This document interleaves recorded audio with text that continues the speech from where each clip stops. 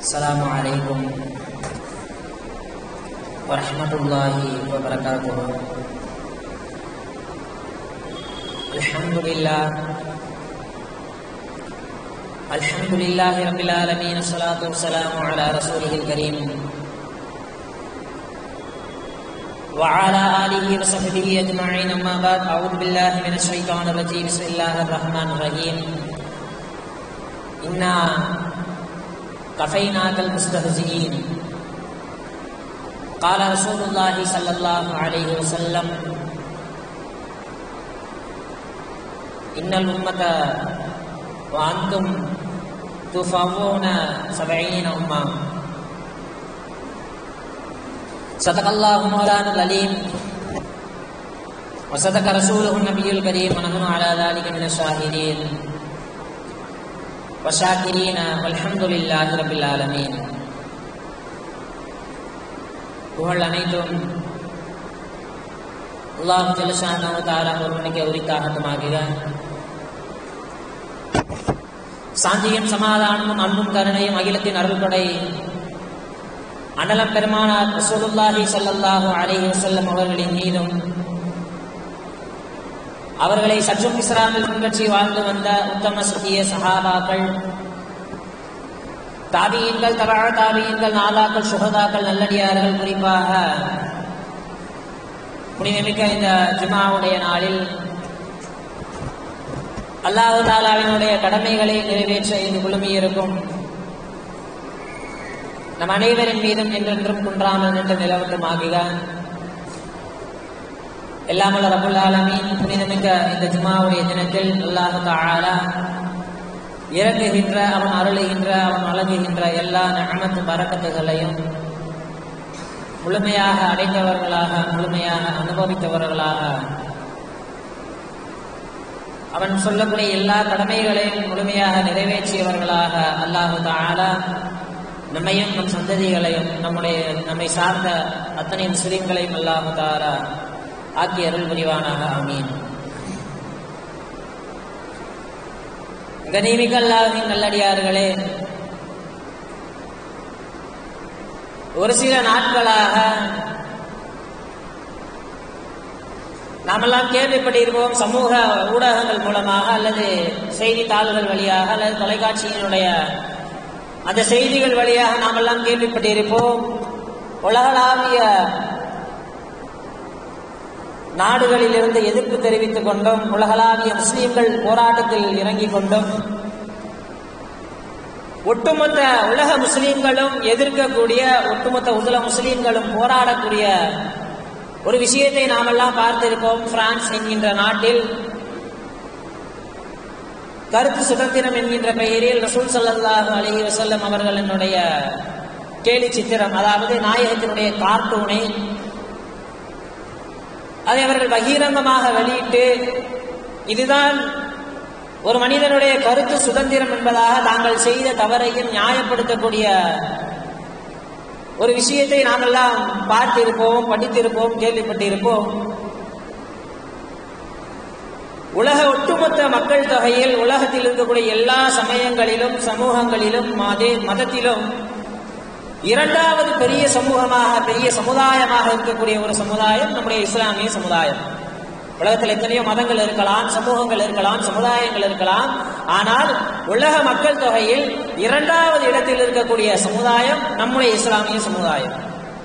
இன்னைக்கு உலகத்துல வேகமாக பரவக்கூடிய மார்க்கம் எதுன்னு கேட்டா அது நம்முடைய இஸ்லாமிய மார்க்கம் தான். உலக மார்க்கத்தில் எத்தனையோ மதங்கள் மாற்று மதத்தில் இணைவார்கள், அல்லது வேறு மதங்களில் இருந்து நம்முடைய இஸ்லாமிய மார்க்கத்திற்கு இணைவார்கள். அப்படி இணையக்கூடிய அந்த வகையில், அந்த பட்டியலில் பார்க்கின்ற பொழுது வேகமாக பரவிக்கொண்டிருக்கிறது இஸ்லாமிய மார்க்கம். அதிலும் குறிப்பாக வெஸ்டர்ன் கண்ட்ரிஸ் என்று சொல்லக்கூடிய அந்த மேற்கத்திய நாடுகளில் இஸ்லாமிய மார்க்கம் வெகு வேகமாக பரவிக்கொண்டிருக்கிறது. கிட்டத்தட்ட ஒரு நாளைக்கு மட்டும் லட்சக்கணக்கான நபர்கள் தங்களை இஸ்லாமிய மார்க்கத்தில் இணைத்துக் கொள்கிறார்கள் என்கின்ற செய்தியை நாம் பார்க்க முடிகிறது. இப்படி இஸ்லாமிய மார்க்கம் அசுர வளர்ச்சி அடைவதை கண்ட இஸ்லாத்தினுடைய எதிரிகள் இஸ்லாமிய மார்க்கம் இப்படி வளருவதை கண்ட ஒரு பொறாமை எண்ணத்துடன் ஒரு கோப பார்வையுடன் பார்க்கக்கூடிய இஸ்லாமிய எதிரிகள் என்ன செய்கிறார்கள்? இஸ்லாமிய மார்க்கம் குறித்தும் முஸ்லிம்கள் குறித்தும் ஒரு வெறுப்பு உணர்வை, ஒரு காழ்ப்புணர்ச்சியை, ஒரு இழிவு தன்மையை பிற மக்களிடத்தில் ஏற்படுத்த வேண்டும் என்பதற்காக வேண்டி இஸ்ரேலினுடைய கைகூலியாக இருக்கக்கூடிய அமெரிக்காவாக இருக்கட்டும் அல்லது மற்றொரு கையாளூலியாக இருக்கக்கூடிய யூரோப்பாக இருக்கட்டும், அவர்கள் எல்லாம் சேர்ந்து ஒரு அமைப்பை உருவாக்குகிறார்கள். இஸ்லாம் இப்படி பரவிக்கிட்டு இருக்கு, இந்த இஸ்லாமிய சமூகத்தை எப்படி தடுக்கலாம் என்ற திட்டமிட்ட அவர்கள், சரி இப்ப இஸ்லாமிய முஸ்லீமாக மாறாத என்றால் சொன்ன கேட்க மாட்டார். அதனால் இஸ்லாமிய மார்க்கம் குறித்தும் முஸ்லீம்கள் குறித்தும் ஒரு தவறான எண்ணத்தை மக்களுக்கு மத்தியில், ஒரு இழிவான ஒரு சூழ்நிலையை மக்களுடைய மனதில் பதிய வைக்க வேண்டும் என்பதற்காக வேண்டி இஸ்ரேலும் அதனுடைய கைகூலியாக இருக்கக்கூடிய அமெரிக்காவும் யூரோப்பும் சேர்ந்து ஒரு அமைப்பை உருவாக்குகிறார்கள், ஒரு திட்டம் தீட்டுகிறார்கள். சரியாக 2011 வருடம் அமெரிக்காவினுடைய அந்த இரட்டை கோபுரம், அதாவது ட்வின் டவர் என்று சொல்லக்கூடிய அந்த இரட்டை கோபுரம், அந்த இரட்டை கோபுரம் தாக்கப்பட்டதற்கு பின்னால் இந்த 3 நாடுகளும் சேர்ந்து அச்சு ஊடகம் என்று சொல்லக்கூடிய பிரிண்டட் மீடியா என்று சொல்லக்கூடிய அந்த செய்தித்தாள்களை, கிட்டத்தட்ட 150 செய்தித்தாள்கள், 150 பிரிண்டட் மீடியா என்று சொல்லக்கூடிய அச்சு ஊடகங்களையும் 100 விஷன் மீடியா, அதாவது திரை ஊடகம், காணொலி காட்சி ஊடகம். நம்ம படிக்கிற ஊடகம் 2 வகை இருக்குது. ஒன்னு என்னன்னா நம்ம செய்தித்தாளா படிக்கிறோம், இன்னொன்னா செய்தியை எப்படி தெரிஞ்சுக்கிறோம் சொன்னா அந்த தொலைக்காட்சியில் வரக்கூடிய அந்த விஷயங்கள் மூலமா செய்தியை தெரிஞ்சுக்கிறோம். இப்படி இந்த இரண்டையும் 150 செய்தித்தாள்களையும் 100 நியூஸ் சேனல்களையும் நியூஸ் தொலைக்காட்சிகளையும் தங்களுடைய கையில் வைத்துக் கொண்டு அந்த 3 நாடுகளும் சேர்ந்து ஒரு அமைப்பை உருவாக்குகிறார்கள். அதுதான் இஸ்லாமோபியா.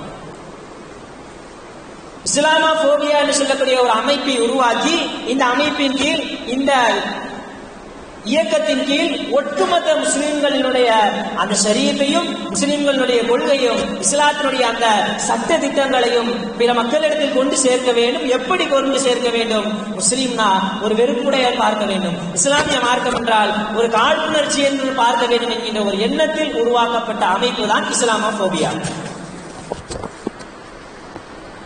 அதிலும் குறிப்பாக அமெரிக்காவில் நாம் ஏராளமான இஸ்லாமியர்களுக்கு எதிரான போராட்டங்களும் இஸ்லாமியர்களுக்கு எதிரான சட்டங்களும், அல்லாஹ் தஆலா இஸ்லாமிய சமூகத்தை, அல்லாஹ்வினுடைய ஒரு தத்துவமும் ரசூல் ஸல்லல்லாஹு அலைஹி வஸல்லம் அவருடைய ஒரு தத்துவமும் என்னன்னு சொன்னா, எங்கு இஸ்லாமிய மார்க்கமும் முஸ்லிம்களும் எதிர்க்கப்படுகிறார்களோ, எங்கு துன்புறுத்தப்படுகிறார்களோ அந்த இடத்துல தான் அல்லாஹ்வும் ரசூல் களத்தை அமைப்பார்கள். இன்னைக்கு முஸ்லிம்களுக்கு எதிரான கொடுமைகள் தரக்கூடிய அந்த விஷயத்தில், இஸ்லாத்திற்கு எதிரான சட்டங்களையும் இஸ்லாத்திற்கு எதிரான துன்பங்களையும் கொடுக்கக்கூடிய விஷயத்தில் முதலிடத்தை வகிக்கக்கூடிய அமெரிக்கா, இன்று அவர்கள் தேர்தல் நடத்தி கொண்டிருக்கிறார்கள். அல்லாஹ் கொடுத்த வெற்றி என்ன தெரியுமா? அன்று அந்த நாட்டில் நடக்கக்கூடிய தேர்தலில் வெற்றி பெற்ற எம்பிகளில், மந்திரிகளில் அல்லாஹ் தஆலா 5 இஸ்லாமிய மந்திரிகளை, எம்பிகளை அல்லாஹ் தஆலா வெற்றி பெற வைத்திருக்கிறார். இஸ்லாமிய மார்க்கம் எங்கு எதிர்க்கப்படுகிறதோ, முஸ்லிம்கள் எங்கு துன்புறுத்தப்படுகிறார்களோ அங்கதான் அல்லாஹு தஆலா இஸ்லாமியர்களுக்கு உண்டான வெற்றியும் முஸ்லிம்களுக்கு உண்டான பாதுகாப்பையும் அல்லாஹு தஆலா ஏற்படுத்தி கொடுப்பார். இது அமெரிக்காவினுடைய வரலாறு.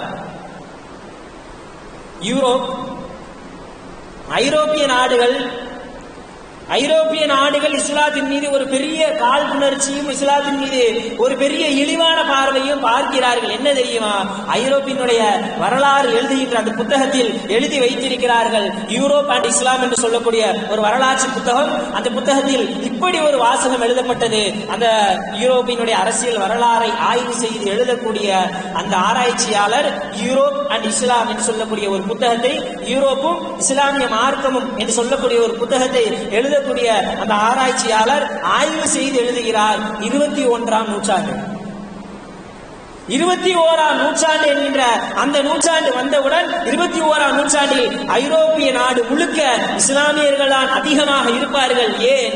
ஐரோப்பாவினுடைய அரசியலையும் ஐரோப்பியாவினுடைய அந்த ஆட்சியையும் வகிக்கக்கூடியவர்கள், ஆட்சி செய்யக்கூடியவர்கள் இஸ்லாமியர்களாகத்தான் இருப்பார்கள் என்கின்ற ஒரு விஷயத்தை அந்த புத்தகம், யூரோப் அண்ட் இஸ்லாம் என்று சொல்லக்கூடிய அந்த புத்தகத்தில் அவர் எழுதி வைக்கிறார்.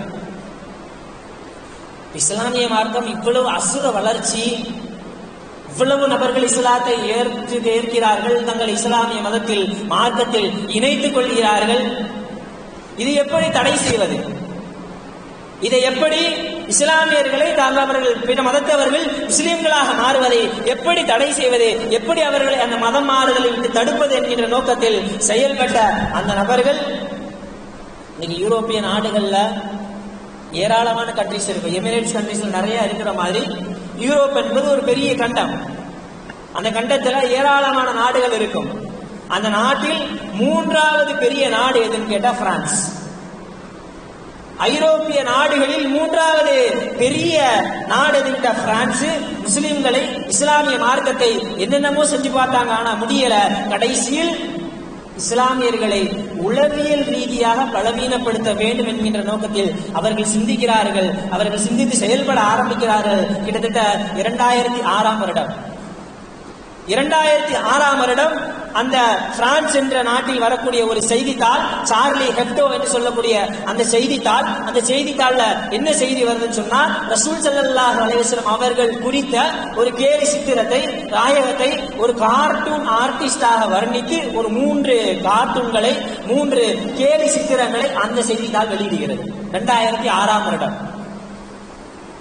சார்லி ஹெப்டோ என்று சொல்லக்கூடிய அந்த செய்தித்தாள் நாயகம் ஸல்லல்லாஹு அலைஹி வஸல்லம் அவர்கள் குறித்த அந்த கேலி சித்திரத்தை, கார்ட்டூனை பப்ளிக்காக, பொதுப்படையாக தங்களுடைய செய்தித்தாள்களில் அச்சடித்து வெளியிட ஆரம்பிக்கிறது. இது வெளியே வந்தவுடனே முஸ்லிம்களும் இஸ்லாமிய இயக்கங்களும் சேர்ந்து போராட்டத்தில் குதிக்கிறார்கள். இந்த கார்ட்டூன் வெளிவந்ததற்கு எதிராக இஸ்லாமியர்களும் முஸ்லிம்களும் போராட்டத்தில் குதிக்கிறார்கள். அடுத்த வருடம் அந்த வழக்கு கோர்ட்டுக்கு வருது. கோர்ட் சொன்ன ஒரே தீர்ப்பு, இப்படி ஒரு அச்சகம், அதாவது ஒரு மீடியா, ஒரு ஊடகம் தன்னுடைய செய்தித்தாளில் யார் குறித்து வேண்டுமானாலும் கருத்தை வெளியிடலாம், இது கருத்து சுதந்திரம் என்பதாக அந்த வழக்கை அந்த நாட்டினுடைய, அந்த பகுதியினுடைய நீதிமன்றம் தள்ளுபடி செய்கிறது. அப்படியே கிட்டத்தட்ட பல வருடங்கள் மேல்முறையீடு செய்து மறுபடியும் வழக்கு போட்டு கிட்டத்தட்ட 2011 வருடம் அப்பொழுதும் அந்த வழக்கு தள்ளுபடி செய்கிறது. கடைசியில் சென்ற மாதம் செப்டம்பர் மாதம் அந்த வழக்கு மறுபடியும் கோர்ட்டுக்கு வருது. செப்டம்பர் மாதம் மீண்டும் அந்த வழக்கு நீதிமன்றத்திற்கு வருகிறது. அப்பொழுதும் அந்த நீதிமன்றம் இது போன்ற படங்களை வெளியிடுவதில் எந்த தவறும் இல்லை, இது கருத்து சுதந்திரம் என்பதாக சொல்லி அந்த வழக்கை தள்ளுபடி செய்கிறது. இப்படி நடந்துகிட்டு இருக்கக்கூடிய இந்த சமயத்துல இப்படி நாயகம் ஸல்லல்லாஹு அலைஹி வஸல்லம் அவர்கள் குறித்த அந்த கார்ட்டூன், அந்த கேலி சித்திரம், அதுக்கப்புறம்லாம் இன்னோசன்ஸ் ஆஃப் முஸ்லீம் என்கின்ற ஒரு குறும்படத்தையும் அவர்கள் வெளியிட்டார்கள் அந்த பிரான்ஸ். கிட்டத்தட்ட செப்டம்பர் மாதம் ஒரு ஆசிரியர் தன்னுடைய வகுப்பறையில் வைத்து 2006 வருடம் வெளிவந்த அந்த கார்ட்டூனை, அந்த கேலி சித்திரத்தை வைத்து தன்னுடைய வகுப்பறையில் வைத்து பாடம் எடுத்துக் கொண்டிருக்கிறார் ஒரு ஆசிரியர் பிரான்சுடைய நாட்டில். அப்ப பாடத்தை கவனித்துக் கொண்டிருந்த ஒரு இஸ்லாமிய சிறுவன் அதை எதிர்த்து கேட்கிறான். எங்களுடைய தூதர் எங்களுக்கு உயிரினும் மேலாக நேசிக்கக்கூடிய எங்கள் ரசூல் ஸல்லல்லாஹு அலைஹி வஸல்லம் அவர்கள் குறித்த அந்த கார்ட்டூனை, கேலி சித்திரத்தை வச்சு நீங்கள் பாடம் நடத்துறீங்க என்பதாக எதிர்த்து பேசுகின்ற பொழுது, எதிர்த்து கேள்வி கேட்கின்ற பொழுது அந்த பையன் வகுப்பறையை விட்டு வெளியேற்றப்படுகிறான். வெளியேற்றியதற்கு பின்னாலும் அந்த ஆசிரியர் அப்படியே பாடத்தை தொடர்கிறார். ரசூல் ஸல்லல்லாஹு அலைஹி வஸல்லம் அவர்கள் குறித்த தவறான கருத்தையும், இஸ்லாமியர்கள் முஸ்லிம்கள் குறித்த தவறான எண்ணத்தையும் அந்த மாணவர்களுக்கு மத்தியில் போதித்துக் கொண்டே இருக்கிறார், சொல்லிக் கொண்டே இருக்கிறார் அந்த ஆசிரியர். இதை பார்த்து கொண்டு எந்த ஒரு அடிமட்ட முஸ்லிம் இபாதத், எந்த ஒரு பள்ளிவாசலுக்கும் அவருக்கும் தொடர்பில்லை, மற்ற கடமைகளுக்கும் அவருக்கும் தொடர்பில்லை என்றாலும் கூட ரசூல் ஸல்லல்லாஹு அலைஹி வஸல்லம் அவர்களுடைய பெயருக்கு அவர்களுக்கு ஏதாவது ஒரு சிறிய கடுகளவு கண்ணிய குறைவு ஏற்படுமானால் எல்லா முஸ்லிம்களுடைய உள்ளத்திலும் ஒருவித கோபம் வரும், கடும் கோபம் வரும். அதை பார்த்து கொண்டிருந்த அந்த சிறுவன் எவ்வளவு சொல்லி சார் கேட்கல, டீச்சர் கேட்கல என்று நினைத்த அந்த சிறுவன் கடைசியில் அந்த ஆசிரியர் என்ன செய்கிறான், கொலை செய்கிறான். காரணம், ரசூல் ஸல்லல்லாஹு அலைஹி வஸல்லம் அவர்கள் குறித்து யார் இழிவாக பேசினாலும் ஆதம் அலைஹிஸ்ஸலாம் அவர்களில் இருந்து கியாமத் நாள் வரை வரக்கூடிய கடைசி முஸ்லிம் வரை நாயகத்தை குறித்து ஒரு சின்ன இழிவான வார்த்தை மட்டுமல்ல, இழிவாக நினைத்தால் கூட அவர்களால், முஸ்லிம்களால் பொறுத்துக் கொள்ள முடியாது. அதவே அந்த இளைஞன், அந்த சிறுவன், அந்த மாணவன் அந்த ஆசிரியரை கொலை செய்கிறான். கடைசியில் இந்த கேஸும் கோர்ட்டுக்கு வருது. இந்த கேஸும் இந்த வழக்கும் கோர்ட்டுக்கு வருகிறது. அந்த மாணவன் குற்றவாளி என்று நிரூபிக்கப்பட்டு அந்த மாணவனும் கொலை செய்யப்படுகிறான். அந்த போலீசாளர் சுட்டு கொலை செய்யப்படுகிறான். இந்த விஷயத்தை தாங்க முடியாத அந்த நாட்டில் இருக்கக்கூடிய இஸ்லாமிய இயக்கங்களும் மதரசாக்களும் பள்ளிவாசலில் இருக்கக்கூடிய அந்த நிர்வாகிகளும் போராட்டத்தில் குதிக்கிறார்கள். குதித்ததற்கு பின்னால் அந்த நாட்டில் இருக்கக்கூடிய 73 பள்ளிவாசல்களையும் பல மதரசாக்களையும் மூடுமாறு அந்த நாட்டினுடைய பிரதமர் மெக்ரான் உத்தரவிடுகிறார். உத்தரவிட்டதோடு மட்டுமல்லாமல் அவர் சொல்லுகிறார், இது போன்ற படங்களை வெளியிடுவதும் கேலி சித்திரங்களை வெளியிடுவதும் பரப்புவதும் ஒரு மனிதனுடைய கருத்து சுதந்திரம் என்று சொன்னதோடு மட்டுமல்லாமல் அந்த நாட்டில் இருக்கக்கூடிய எல்லா அரசு அலுவலகங்களிலும் எந்த கார்ட்டூனை வெளியிட்டாங்களோ எல்லா கார்ட்டூனையும் தொங்கவிடப்படுகிறது அந்த நாட்டினுடைய அரசு அலுவலகங்களில். இதை பார்த்துக் கொண்டிருந்த உள்நாட்டு மக்களால் ஒன்றும் செய்ய முடியவில்லை. கடைசியில் இந்த பிரச்சனை ஒரு நாட்டிற்குள் நடக்கக்கூடிய பிரச்சனை சர்வதேச பிரச்சனையாக மாறுகிறது. அரபுலகத்தினுடைய எல்லா நாடுகளுக்கும் இந்த செய்தி பரவுகிறது. உடனே அரபுலக நாடுகள் என்ன செஞ்சாங்க, அவர்களுடைய நாட்டில் இருக்கக்கூடிய பிரான்ஸ் நாட்டினுடைய தயாரிப்புகள் பொருட்கள் என்னென்னவெல்லாம் அவர்களுடைய நாட்டில் இருக்கிறதோ, என்னவெல்லாம் அவர்கள் கையகப்படுத்தி வைக்கிறார்களோ, என்னெல்லாம் அவங்க நாட்டில் ஸ்டாக் இருக்குதோ எல்லா பொருட்களையும் பாய்காட் பிரான்ஸ் என்ற ஒரு திட்டத்தின் கீழ் பிரான்ஸ் நாட்டினுடைய பொருட்களை அந்த நாட்டுக்கே திருப்பி அனுப்ப வேண்டும் என்கின்ற ஒரு போராட்டத்தை உலக நாடுகள் கையில் எடுக்கிறது.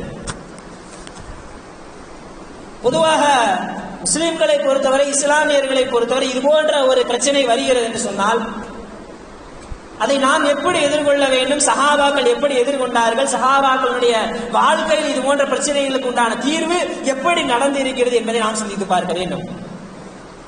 எந்த ஒரு பிரச்சனையா இருந்தாலும் நாம் எடுத்த உடனே என்ன செய்யணும்னு சொன்னா உணர்வு பூர்வமா அந்த பிரச்சனையை அணுகுகிறோம். இஸ்லாமிய மார்க்கத்தில் ஏதாவது ஒரு பிரச்சனை வருகிறது என்று சொன்னால் உடனே அதை உணர்ச்சி பூர்வமாக அதை அணுகி, அறிவிப்பூர்வமாக அணுகாமல் உணர்ச்சி பூர்வமாக அதை நோக்கி அதை கையில் எடுத்து என்ன செய்கிறோம், போராட்டம் அப்படி நடத்துறோம். வேண்டும் தான், இருந்தாலும் ரசூல் ஸல்லல்லாஹு அலைஹி வஸல்லம் அவர்கள் இது போன்ற பிரச்சனைகளை எப்படி கையாண்டார்கள், சஹாபாக்களுடைய வாழ்க்கையில் இது போன்ற பிரச்சனைகள் வந்தால் அவர்கள் எப்படி கையாண்டார்கள் என்கின்ற அறிவுபூர்வமான சிந்தனையோடு இது போன்ற பிரச்சனைகளை நாம் கையில் எடுக்க வேண்டும். நாயகம் ஸல்லல்லாஹு அலைஹி வஸல்லம், ரசூல் ஸல்லல்லாஹு அலைஹி வஸல்லம் அவர்களுடைய கண்ணியம் என்ன?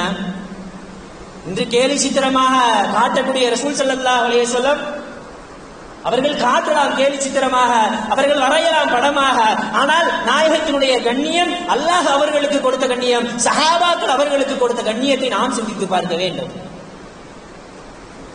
ஹுபைப் ரலியல்லாஹு தஆலா அன்ஹு, ஹுபைப் ரலியல்லாஹு தஆலா அன்ஹு என்று சொல்லக்கூடிய ஒரு சஹாபி தூக்கு மேடையில் ஏற்றப்படுகிறார்கள்.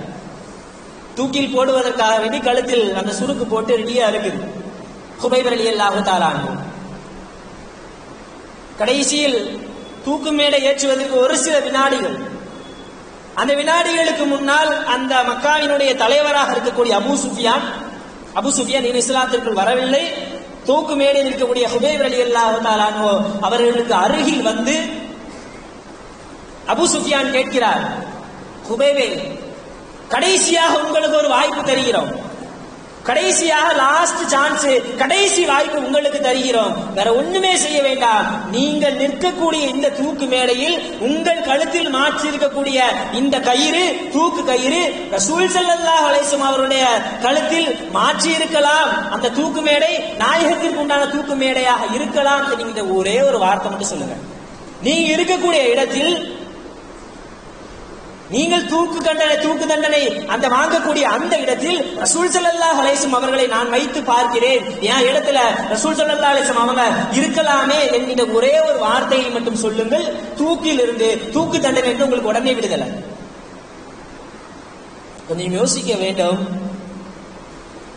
செயலால் அல்ல. இன்னும் ஒரு கட்டத்தில் சொன்னார்கள், இப்படிப்பட்ட நினைப்பு நினைத்தாலே நீங்கள் போதும், நீங்க வாயால கூட சொல்ல வேணாம், உங்களுடைய மனதில் இந்த எண்ணம் வந்தாலே போதும், உங்களுக்கு இந்த தூக்கு மேடையிலிருந்து விடுதலை. செயலால் அல்ல, சொல்லால் அல்ல, எண்ணத்தால் கூட ரசூல் ஸல்லல்லாஹு அலைஹி வஸல்லம் அவர்களுடைய கண்ணியத்தை காப்பாற்ற நினைக்கும், காப்பாற்ற துடிக்கும். அந்த சஹாபியினுடைய வாயிலிருந்து அந்த வார்த்தை என்ன தெரியுமா? இந்த சஹாபி சொன்னாங்க, அபூ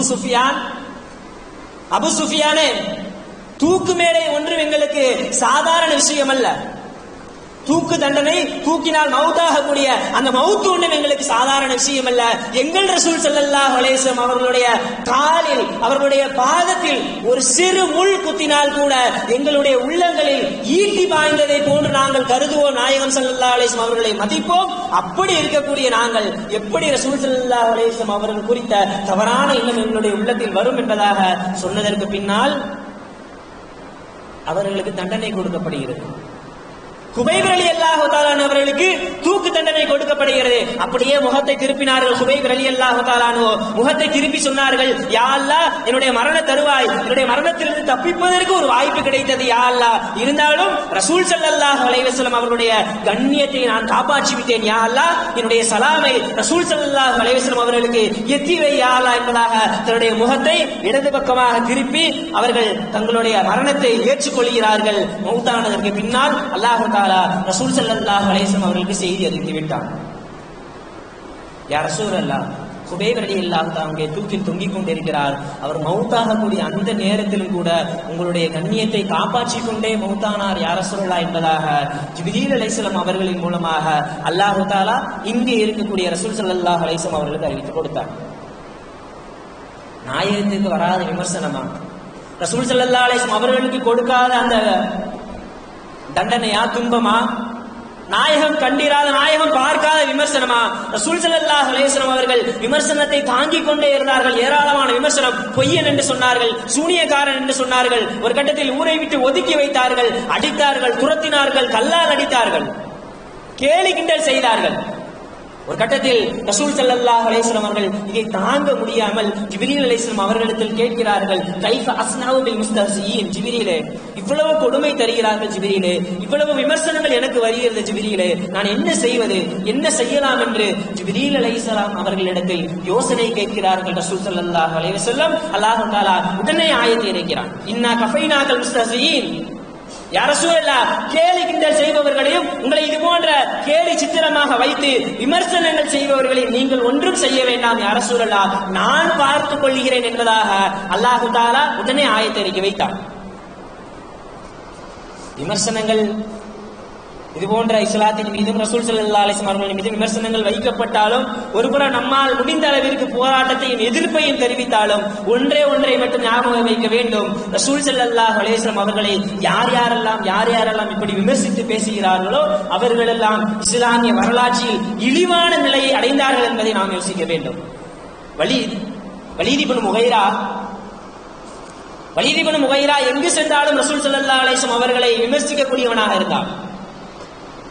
எங்க போனாலும் ரசூல் ஸல்லல்லாஹு அலைஹி வஸல்லம் வலீத் என்ன செய்வானா, ரசூலுல்லாஹ் மாதிரியே மிமிக்ரி பண்ணுவானா, ரசூலுல்லாஹ் மாதிரியே பேசி மிமிக்ரி பண்ணுவான் வலீத் இப்னு முகைரா.